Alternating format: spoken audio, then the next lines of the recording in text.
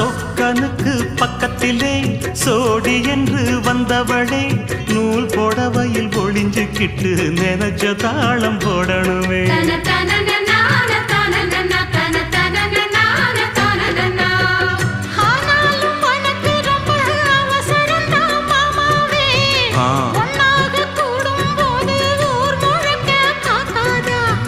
பார்த்தாலும் தவறு இல்ல பனியுறங்கும் ரோசாவே உன்னால சொத்த வச்ச மூக்குலதான் வைக்காதா.